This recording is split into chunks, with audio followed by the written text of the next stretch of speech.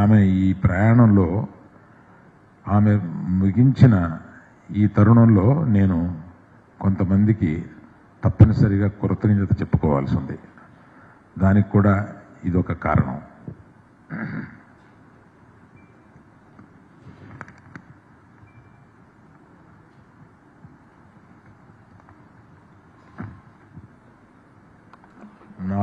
నాకు బంధువు కాకపోయినా, మా ఎవరికి బంధువు కాకపోయినా ఒక సహాయకురాలుగా వచ్చి మా అమ్మని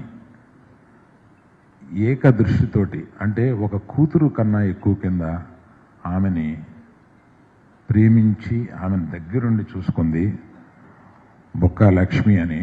ఆ లక్ష్మికి నేను ఏమి చేసినా నా కృతజ్ఞత తీర్చుకోలేను, ఎంత డబ్బు ఇచ్చినా నా కృతజ్ఞత తీర్చుకోలేను.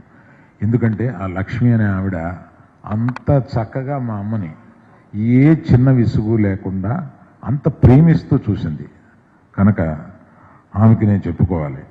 తర్వాత పక్కింట్లోనే ఉండి డాక్టర్ వెంకటేశ్వరరావు గారు నిరంతరము ఆమె ఆరోగ్యం గురించి చూసేవారు. అది కాకుండా మా అల్లుడు అంటే సాయి ప్రవీణ్, విద్య నా కూతురు లాంటిది. విద్యామాధురి మీ అందరికీ తెలుసు. ఆ విద్యామాధురి భర్త సాయి ప్రవీణ్, డాక్టర్ సాయి ప్రవీణ్ అపోలోలో చేస్తూ ఉంటారు.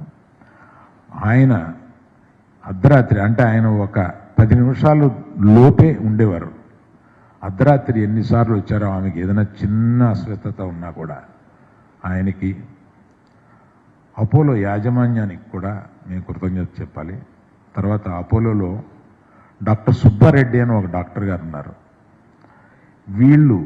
వీళ్ళందరూ కలిపి మా మదరు ఇన్నాళ్ళు ఆరోగ్యంగా ఉండడానికి, ఆమె ఎక్కువ అనారోగ్యంగా గురి అవ్వకుండా ఉండడానికి వీళ్ళందరూ కారణం.